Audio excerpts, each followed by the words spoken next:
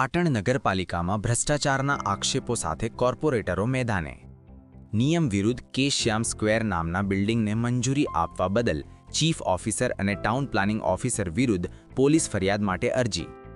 પાટણ નગરપાલિકામાં ઇમ્પેક્ટ ફીના નામે મોટા પાયે આર્થિક ભ્રષ્ટાચાર થયો હોવાના આક્ષેપો સાથે આજે નગરપાલિકાના સભ્યો દ્વારા પોલીસનો આશરો લેવામાં આવ્યો છે. પાટણ નગરપાલિકાના 7 થી 8 જેટલા કોર્પોરેટરોએ એ ડિવિઝન પોલીસ મથકે પહોંચી ચીફ ઓફિસર હિરલબેન ઠાકર અને town planning officer Chandrakant Solanki વિરુદ્ધ સત્તાના દુરુપયોગની ફરિયાદ નોંધાવવા અરજી આપી છે. પાટણના રેલવે સ્ટેશન પાસે આવેલ કે શ્યામ સ્ક્વેર નામના બિલ્ડિંગને ગુજરાત રાજ્યના અનધિકૃત વિકાસને નિયમિત કરતા વટહુકમ 2022ની જોગવાઈઓ વિરુદ્ધ જઈને મંજૂરી આપવામાં આવી હોવાનો આરોપ છે. કોર્પોરેટર શૈલેષભાઈ પટેલે આ અંગે ગંભીર આક્ષેપો કરતાં જણાવ્યું હતું કે વટહુકમની કલમ 5 મુજબ જે બાંધકામો 30 સપ્ટેમ્બર 2022 સુધીમાં પૂર્ણ થયા હોય તે જ માલિકો ઇમ્પેક્ટ ફી માટે અરજી કરી શકે છે.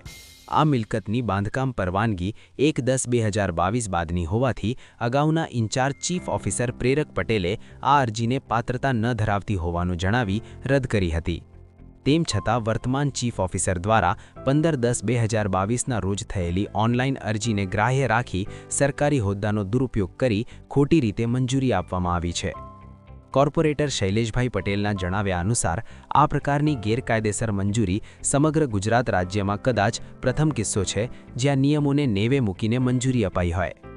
કોર્પોરેટરોએ પીઆઈને રૂબરૂ મળીને આ બાબતે તટસ્થ તપાસ કરી કાયદેસરની કાર્યવાહી કરવા અનુરોધ કર્યો છે.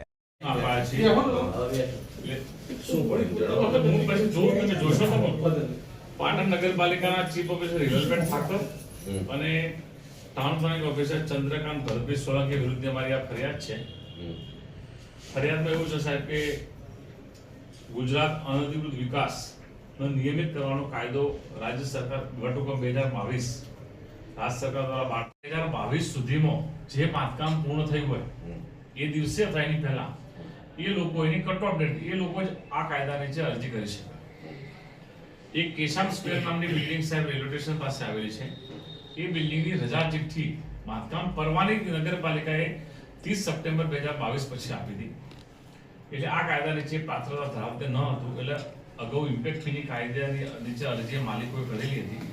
અગાઉના ચીફ ઓફિસર દ્વારા રિજન સાથે ઓર્ડર પાસ કરવામાં આવ્યો તો ભાઈ 1/10/2022 બાદનું બાંધકામ હોય આ અરજી નામંજૂર કરવાનું છે.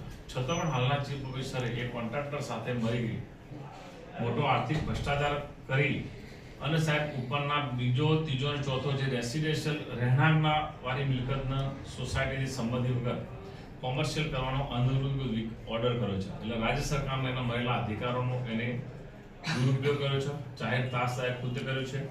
તો અમે સાહેબ તમને લેખિત ફરિયાદ આપી છે. રાજ્ય સરકારે પણ હમણાં એક પરિપત્ર કર્યો છે કે સરકારી કર્મચારી વિરુદ્ધ ફરિયાદ કરતા પહેલા એની યોગ્ય તપાસ કરવી. એટલે અમે તમને સાહેબ આ લેખિત ફરિયાદ આપી છે.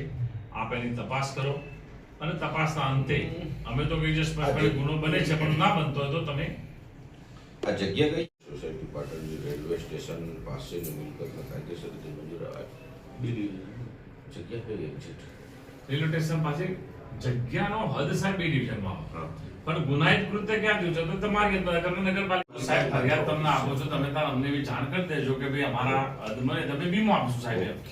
અમે સાહેબ તમને હા એટલે આ તો મેં ખાલી સોસાયટી પાટણની રેલવે સ્ટેશન પાસેની મિલકતમાં કાયદેસર રીતે મંજૂર બીજી જગ્યા કઈ એક્ઝિટ રેલવે સ્ટેશન પાસે જગ્યાનો હદ સાહેબ બી ડિવિઝનમાં પણ ગુનાહિત કૃત્ય ક્યાં થયું છે તો તમારી નગર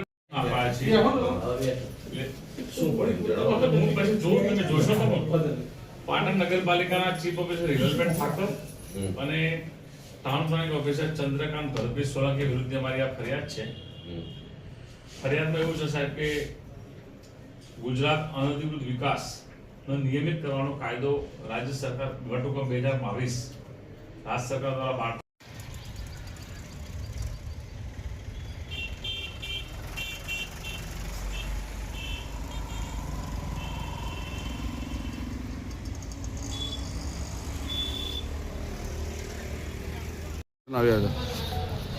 આજે અમે પાટણ નગરપાલિકાના ચીફ ઓફિસર હિરલબેન ઠાકર અને town planning officer Chandrakant Solanki દ્વારા રેલવે સ્ટેશન પાસે આવેલ કેશામ સ્ક્વેર નામના બિલ્ડિંગને ગુજરાત રાજ્યના અનધિકૃત વિકાસને નિયમિત કરતા વટહુકમ 2022ની જોગવાઈઓ વિરુદ્ધ એને મોટો આર્થિક ભ્રષ્ટાચાર કહી શકાય એવું કરી અને નિયમ વિરુદ્ધ એને મંજૂરી આપેલી છે. આ એક્ટની કલમ 5 મુજબ 30 સપ્ટેમ્બર 2022 સુધીમાં પૂર્ણ થયેલ હોય એ મકાન માલિકો જ આ કાયદા નીચે અરજી કરવાની પાત્રતા ધરાવે છે.